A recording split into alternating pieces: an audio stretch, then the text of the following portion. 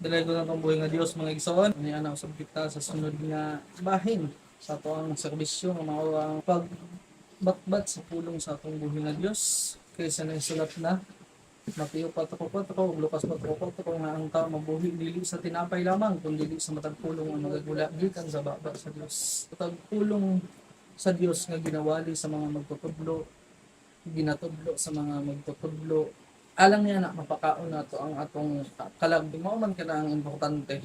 Gabi na karon sa hinapos bahin sa mga adlaw nining kapanahonan. Sa kanunay nga pagabasahon di ba sa atong scripture reader nga sa dili pagbiya sa atong panagtigom ingon sa ginabuhat sa pipila nunua sa pagdasig sa usa ug usa ug ilabi na gayud sa makita ninyo nga ang adlaw sa paghukom na nakahiduol na. Buot pasabot mga igso nga ang pagbalik, pagkuha o ang pagbalik sa atong buhing nga Dios. Haduol na ang maong adlaw. Ang mga katingalahan o mga signs and wonders nagapanghitabo na wala na adlaw nga arang pa musibog sa atong pagpangalagad diha sa atong buhing nga Dios. Tungod kay sa atong panahon mga igsoon, haduol na. Matud pa ni Apostol Pablo sa Roma Kapitulo 13, versikulo 11 nga ang pagbalik sa atong buhay nga Dios mas haduol pa kaysa una kitang nito. Mao na nga sa atong pag-alaga diha sa atong buhay nga Dios wala na oras pa sa pag no turning back ba. Huptan pag-ayo ang saad sa atong buhay nga Dios ug ang atong pagtuo diha kaniya sa atong pag-alaga diha niya ang Dios mas labing mahimuot kun mutuman ta sa iyang mga sugo ug ang Dios nahibalo sa mga iya. Karon mga igsoon, ako magabasa diri sa sulat ni Apostol Pablo diri sa mga taga-Roma, kapitulo 8, bersikulo 37. Nagsulat, dili hinunua ni ining tanang mga butanga, labaw pa kita ka mga mananaog, pinaagi kaniya nga nahigugma kanato. Dalay ko ng pulong sa atong buhay nga Dios mga igsoon nga mga magadugang pagpanalangin kanato nga diin kini mahimong sumbanan sa atong pag-alagad, mahimong makapadasig sa atong espirituhanon nga bahin nga diin buot kita magmadasigon sa pagpadayon sa pagpangalagad, taliwala sa dagkong mga balod nga nihampak nga mga kalisdanan, pagsulay, problema o sa bisan unsa pa. Ang Dios magadugang pagpanalangin kanato nga sa atong pag-alagad diha sa atong buhi nga Dios. Adunay daghang mga pagsulay. Oo, na daghang mga pagsulay. Pero unsa may atong ikasulti mga igsoon, tugutan na sa atong buhay nga Dios aron aligidon ta mga igsoon. Aron himuon nga takos ug ngayan ta diha sa tubangan sa atong buhay nga Dios. Daghay mo kunta kanato. Kay nga naman nahisulat na kana nga pagalutuson man gayud ang mga tao nga naninguha sa Dios nung pagkinabuhi. Unsa may itong ikasulti mahitungod niini? Kung ang Dios dapig kanato mga igsoon, matud pa siyang pulong kinsa may batok nato. Walay laing batok nato mga igsoon kundi ang yawa.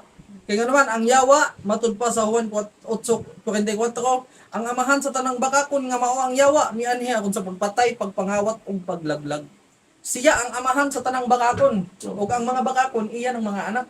Kinsa man ang makapahimulag kanato gikan sa gugma ni Kristo. Usa ka pangutana na mga igsoon nga angay natong hinuptokan sa atong pag-alagad diha sa atong buhay nga Dios. Roma 8:35. Kinsa ba ang makapahimulag kanato gikan sa gugma ni Kristo? Unsa may rason or kinsa ba ang rason nga mahimong makapahimulag kanato gikan sa gugma nato sa Dios? Ug atong basahon ang maong bersikulo mga igsoon giusa-usa ni Apostol Pablo ana. Ang pag-antos ba? Dili rason ang pag-antos mga igsoon. Nga mao kana ang mahimo nga makapahimulag nato gikan sa gugma ni Kristo kay matud pa sa iyang pulong. Roma kapitulo 8 bersikulo 18 dili ay giisip ko nga ang pag-antos karong panahon na dili takos ikatandi sa himaya nga ikapadayag. Kaya nga naman ang mula hutay hangtod sa katapusan maura ang luwas. Sa mga daily tribulation nato mga igsoon, kasakitan, mga pag-antos, mga pagsulay nga moabot sa atong kinabuhi gitugutan na sa pambuhi ng Dios. Kaya aron mahimo ang atong pagkamay-nan puson. Ug atong basahon di Santiago kapitulo 1 bersikulo 2 paingon sa 4, ato kanang ikalipay pagani ang pagsugat sa nagkalain-laing mga pagsulay. Tungod diana mo sangpot ang pagkamay-nan puson.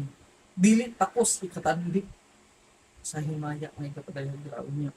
So dili irason ang pag-antos mga igsoon. Ikaduha, ang kasakitan ba? Ang kasakitan ba?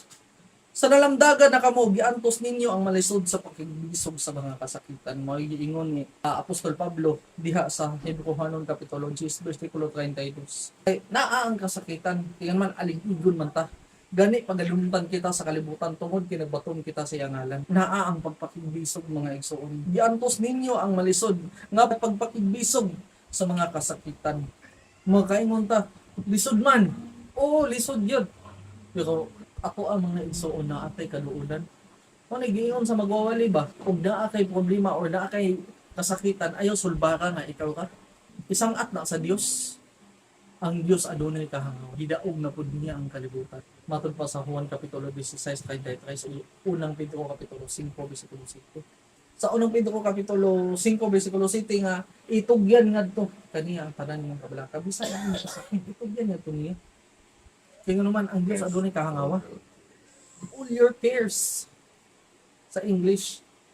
Kung ato ng sabton, bisan unsa nga imong gikabalakan, bisan unsa nga imong gikaproblemahan, bisan unsa nga imong gikasakitan, nga naman aduna man kay pagtagad ni ana isang akta dito sa Dios. Kaya naman Juan kapitulo 16 bersikulo 33 gidaog na niya ang kalibutan. So ang kasakitan dili mo ay rason ba mo undang tadya sa pag-alagad sa tumboy nga Dios. Sunod ang paglutos ba? Kung ginalutos ka kon mga igsoon. Unang Pedro kapitulo 2 bersikulo 21, gitawag ta kung mga nagsunod sa iyang puno. Ikalipay nato mga igsoon nga nahimutang usa sama kaniya. Kay nganuman pamatuod ka na nga alagad ta sa atong buhay nga Dios. Sa diha nga pagalutuson ta, wa tay problema. Kay nganuman nasayod ang Dios labaw sa tanan, nasayod punta sa atong kaugalingon nga presente ta sa atong mga una. Nasayod ta nga nakasunod ta subay sa kabubuton sa atong amahan nga naa sa langit. Hinumduman nato, dili tanang nagaingon Ginoo nang makasunod sa gingharian sa langit, kadto lamang nagatuman sa kabubuton sa amahan nga naa sa langit. We are Christ-like. Muna nga kung giduptan gali sa Ginoong Hesus sa kalibutan, usab kita pagadumpat. Kaya naman mga kasuhanon kita.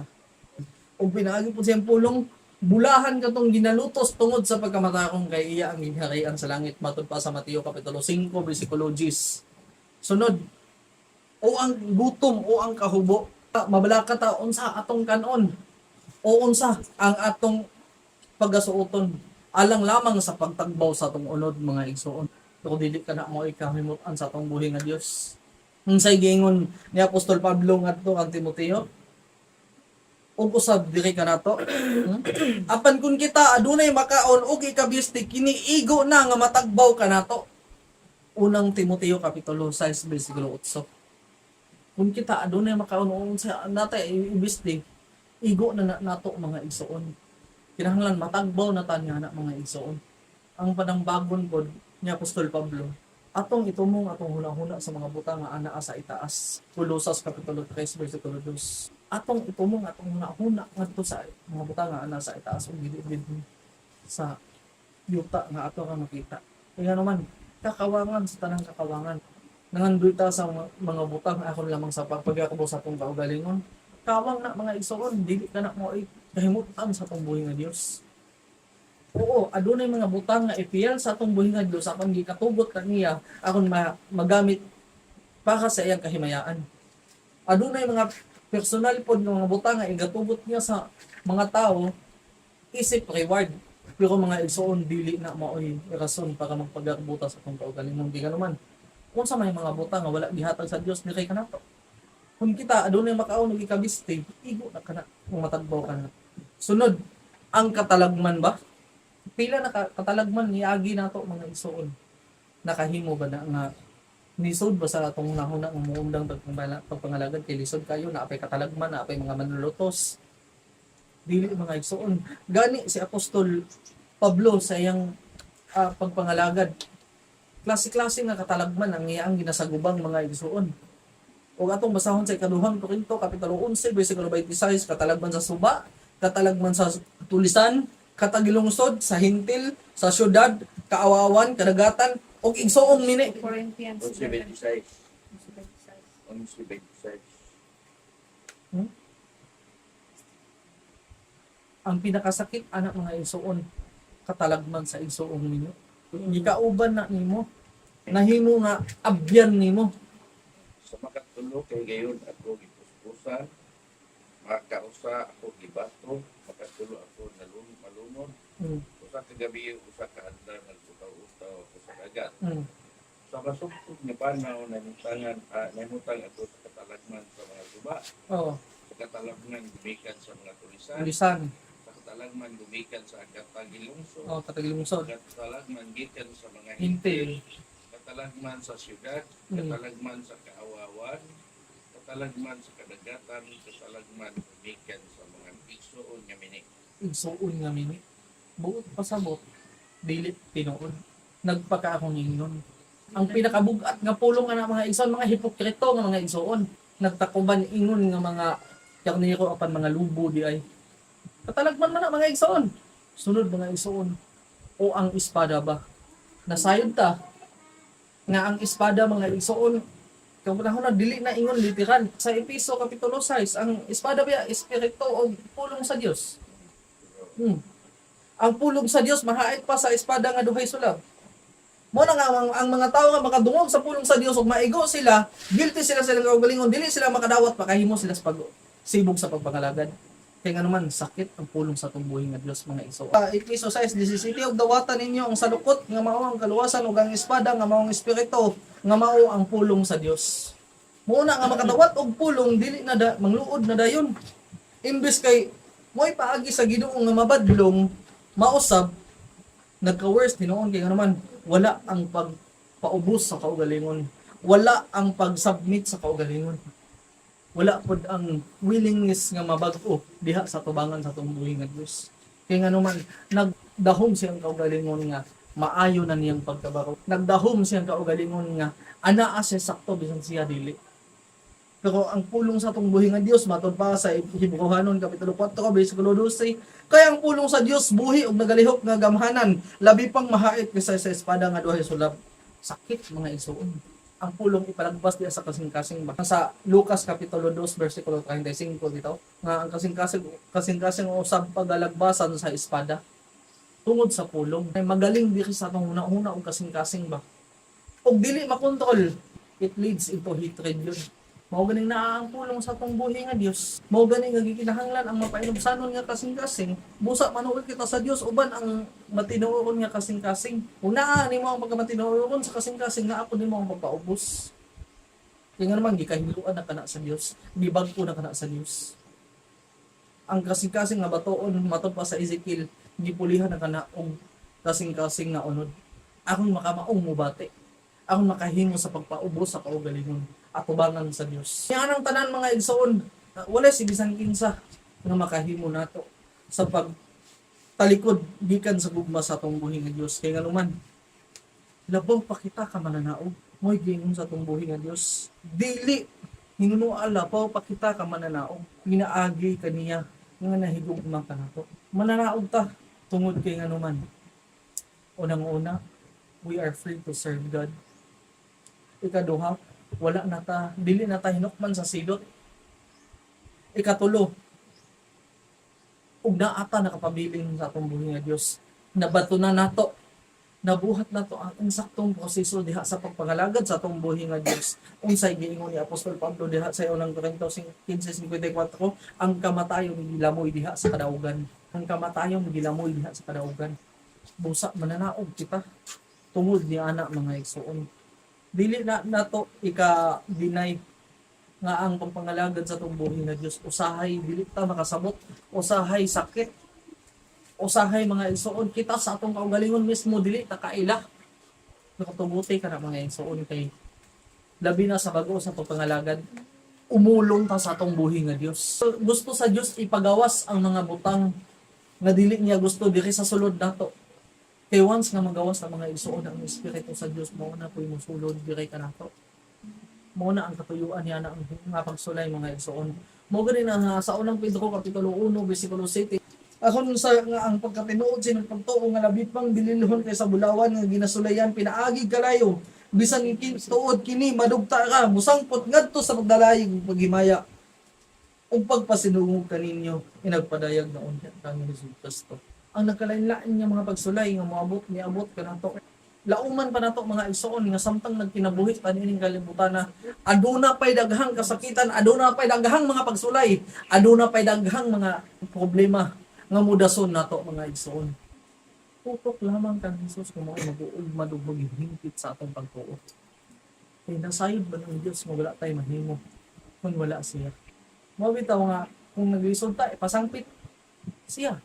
Tawgon mo ako panahon sa kalisdanan akong pagaluwason kung ikaw kita mo himaya sa Dios. Tawgon mo ako ug ako magatubag kanimo. Magapakita kung dagkong mga butang ug malisod mo wala mo hinuloy. Ang mga panahon ng mga igsoon dili na basta-basta ang instinct sa tao mga igsoon di na siya manawag ug tabang ug kaya pa niya. Gawas na lang atong mga tao nga mga sayon pero kung naata sa atong buhi nga Dios mga igsoon kanang mga problemahan dili na basta-basta kay kinahanglan na nato isang at sa atong buhi nga Dios pero ang atong buhi nga Dios ni pasalig mga igsoon luwason ta niya gikan sa atong kalisdanan mutubag siya sa atong mga pag-ampo ug magapakita kanatong mga dagkong mga butang ug malisod nga wala nato ang ibado. Testimony ni Papa dito sa Kabulaw. Init kaayo. Gisampit ang Ginoo para muuwan. Muuwan. Gamahanan natong Dios bahin nga na. Sa kinabuhi akong maguwang dito sa Cebu. Ug ato tan-aon batay na gyud. Nikirig na. Pero unsay gibuhat sa atong buhi nga Dios? Gibanhaw. Buhi. Inana ang gamahanan na atong buhi nga Dios. Pasalig na sa atong buhi nga Dios. Tawgon mo ako ug ako magatubag kanimo. Ug magapakita kanimong dagkong mga butang ug magisod mo wala mo gani.